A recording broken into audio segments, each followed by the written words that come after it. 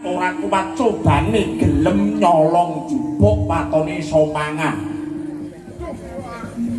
Wong lanang bagus niku nggih dicoba, wong wedok ayu nggih dicoba. Wong lanang bagus ora kuat cobane gelem nindakake lan gelem nindakake hartane hawa nepsu. Wong wedok ayu ora kuat cobane rame 300.000. Sepi yo 50.000 niku enten mriku niku. Murah men kok 50 kok murah men. Kowe meneng kok. Dina iku ora sata rasane atiku. Pokoke iki mengko ana sing guyu siji ya ta guyu pisan entuk rokok gru sakler. Terus malah tombok dhewe iku. Dina iki aku tetep beguguk mutawaton tresnani Bathari Suprabawati munggah wekayangan. Kaluwan iki ento pancen kowe ora gelem ngetutake tindake Prabu Kalapracana ing mapan ana kene wae. Aku ora mbok tutke ora patek. Yakin ora tak tutke ora apa-apa? Nangis. Nyapa to nyetrumi nyapa to. Tokok barang iki kudu melu terus mi. Iya. Angger aku ora mayang aku mesti ngetutke kowe wis tok tenang ae. Muka oleh kayangan harus susah Allah balik.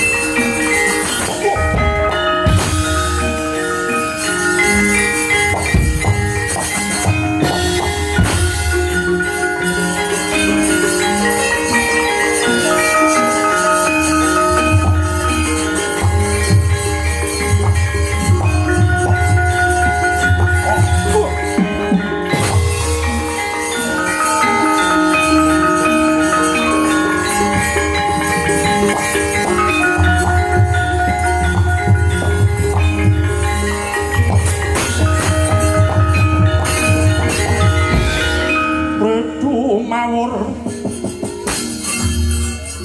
mangawur-awurahan pengarane kacurit kong maguru kongso tetek kaya putula korban riting turang gesti yang tuaca kang kekitir ora kata ingkang tuaca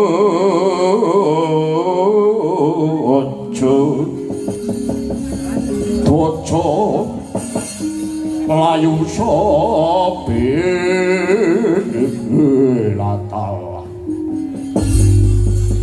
dawa pangandikane Sinun Prabu Kala Pracana supaya mungkah oleh kahyangan Suralaya bakal tak jaluk sepisan kas Bathari Supraba para dewa ing kahyangan kalungguhan dina iki kowe ra ngulungake Bathari Supraba ora mung Bathara Guru sing tak unta ing kahyangan Suralaya bakal mapan oleh sadroning wadukku kene.